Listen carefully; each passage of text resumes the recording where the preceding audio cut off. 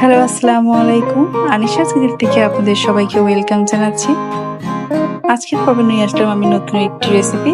আজকে আমি করে দেখাবো কাস্টার্ড।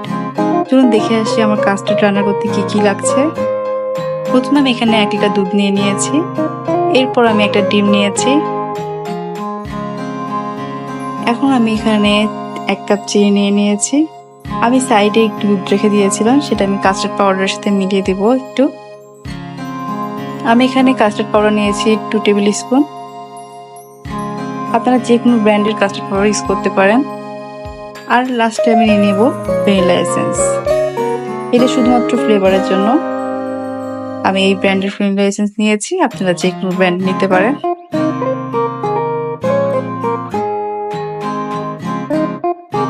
এখন আমি কিছু উপকরণ দুধের সাথে মিলিয়ে দিব। আমি প্রথমে ডিমটা নিয়ে নিচ্ছি। ডিমটাকে আমি বিটারের মাধ্যমে ভালোভাবে বিট করে নেব। বলে রাখি, ভালোভাবে বিট করতে হবে। বিট যদি ভালোভাবে না হয়, ডিমটা যদি ভালোভাবে না মিশে, কাস্টার্ডের মিশ্রণটা নষ্ট হয়ে যাবে। এখানে আমার বিট করা ভালোভাবে হয়ে গিয়েছে, দেখতে পাচ্ছেন। এরপর আমি এখানে কিছুটা দুধ কাস্টার্ড পাউডারের সাথে মিলিয়ে এটা দুধের মধ্যে দিয়ে দিব।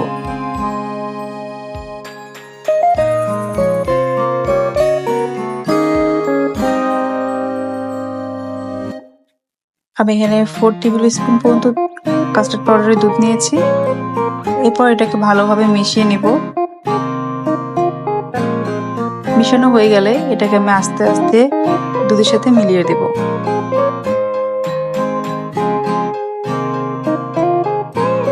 চামচের সাহায্যে আমি একটু নাড়াচাড়া দিয়ে নিব। আমার কাস্টার্ডের মিশ্রণটা রেডি। এখন আমি চলে যাব মূল রান্নায়।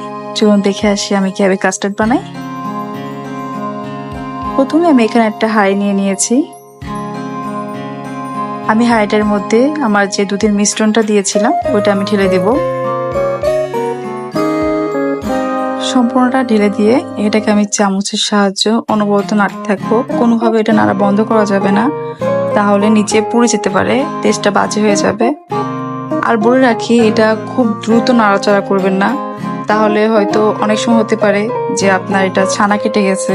ডিমটা যেহেতু দিয়েছেন, খুব সাবধানে আস্তেভাবে আলতোভাবে নাড়াচাড়া করবেন।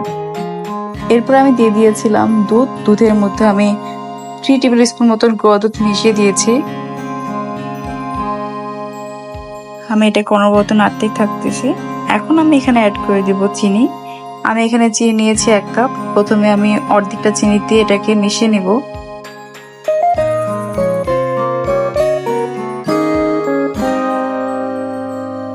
এরপর আমি বাকি অর্ধেক যে চিনিটা রেখেছিলাম ওটাও আমি দিয়ে দিব।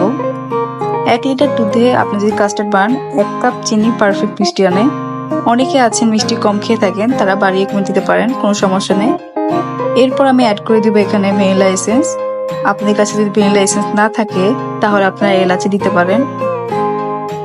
দেখতেই পাচ্ছেন আমার সসটা প্রায় ঘন হয়ে আসছে। আমি দেখা দিচ্ছি হাতের মাধ্যমে আমার সসটা ঘন হয়ে আসছে। এটাকে অনবরত নাড়তেই থাকতে হবে, কোনোভাবে নাড়া বন্ধ করা যাবে না।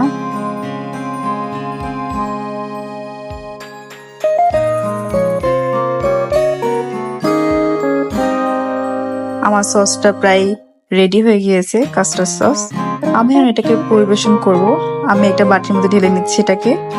আমি এটা বাটিতে ঢেলে এটা আমি আধা ঘন্টার জন্য ফ্রিজে রাখবো, ঠান্ডা হওয়ার জন্য।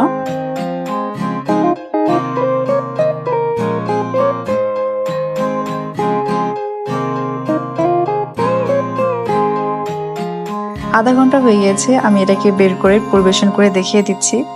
আমি পরিবেশনের জন্য এখানে নিয়ে নিয়েছি কিছুটা আঙ্গুর, কেক নিয়েছি, আর মিষ্টি নিয়েছি অর্ধেক। আমি এখানে 2টা কলা নিয়ে নিয়েছি।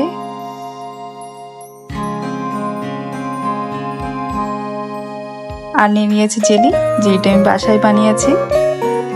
আমি এখানে জর্দার রং দিয়ে জেলিটা বানিয়েছি। আপনারা চাইলে যে কোনো কালার দিয়ে জেলিটা বানিয়ে নিতে পারেন। প্রথমে আমি এখানে অর্ধেকটা আঙ্গুর ঢেলে দিচ্ছি, আমি সবটুকু দিব না।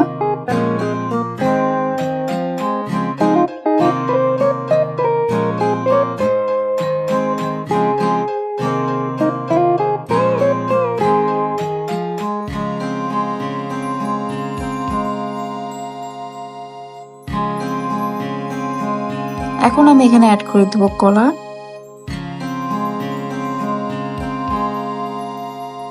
আপনারা যে কোনো ফ্রুটস ইউজ করতে পারেন। আপনারা আপেল থাকলে আপেল ইউজ করতে পারেন। আমার বাসায় যে ফ্রুটসগুলো ছিল আমি এগুলো ইউজ করেছি। এরপর আমি এখানে কিছুটা জেলি দিয়ে দিব। আমি অর্ধেকটা জেলি রেখে দেব উপরে একটু পরিবেশন করার জন্য।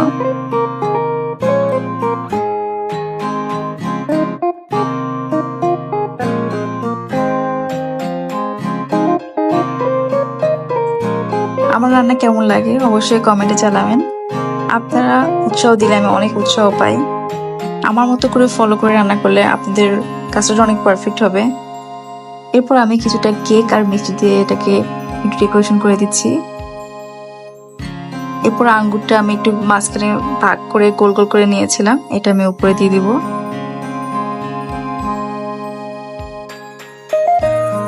কিছুটা জেলে আমি উপরে দিয়ে দিচ্ছি। যারা যারা এখন লাইক সাবস্ক্রাইব করে নাই অবশ্যই লাইক সাবস্ক্রাইব করে দিবেন। এটা হলো আমার রান্নার ফাইনাল রেজাল্ট। দেখতে পাচ্ছেন কতটা ইয়ামি হয়েছে। আবার নতুন কোনো রান্না নিয়ে আসবো। আজ এই পর্যন্তই। সবাইকে ধন্যবাদ, ভালো থাকবেন।